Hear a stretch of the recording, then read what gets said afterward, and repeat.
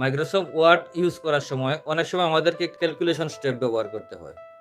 অনেকেরই জানা নেই কীভাবে মাইক্রোসফট ওয়ার্ডের মধ্যে কোনো ক্যালকুলেটর ছাড়াই মাইক্রোসফট ওয়ার্ড থেকে যোগফল, বিয়োগ এবং পূরণ, গুণফল এগুলো কিভাবে অটোমেটিকলি মাইক্রোসফট ওয়ার্ড থেকে করা যায়।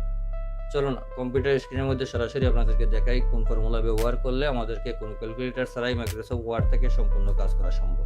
এখানে auto calculation in MS Word নামে একটা ছক আমি বানিয়ে রেখেছি এবং উপরের দুইটা গুণ আমি গুণফল বের করে রেখেছি এবং নিচেরটা এখন আপনাদের সামনে করে দেখাবো কিভাবে এই গুণফল বের করতে হয়। যেই সংখ্যার গুণফল বের করতে হবে সেই সংখ্যার পরে আমাদেরকে প্রথমে টাইপ করতে হবে Ctrl+F9।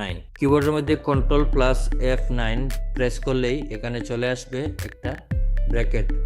এই দুইটা ব্র্যাকেটের ভিতরে যে স্পেস দেওয়া আছে এই দুটো স্পেসের মধ্যে প্রথমে আমাদেরকে টাইপ করতে হবে ইকুয়াল সাইন টাইপ করতে হবে কিবোর্ড থেকে। আমার এখানে দেখতে পাচ্ছেন ইকুয়াল সাইন করার পর এখানে আছে 8 এবং 6 এর গুণফল বের করার জন্য আমাদেরকে প্রথমে টাইপ করতে হবে 8 টাইপ করার পর আমাদেরকে কিবোর্ড থেকে ইনটু অথবা স্টার যেটাই বলেন ইনটু টাইপ করতে হবে।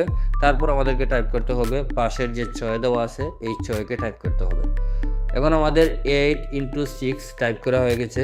এখন আমরা টাইপ করব F9 টাইপ করার পর সাথে সাথে আমাদের গুণফলটা বের হয়ে আসছে। এখন আমরা আলজেরিয়ান নামক এই ফন্টটা সিলেক্ট করলেই আমাদের সবগুলা ফন্ট একই মডেলের হয়ে যাবে, একই স্টাইলের হয়ে যাবে।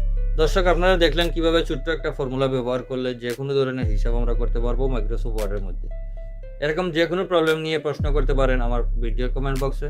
পরবর্তী ভিডিওতে আপনার প্রবলেমের সলিউশন নিয়ে আসবো। ততক্ষণ পর্যন্ত সবাই ভালো থাকুন। আল্লাহ হাফিজ।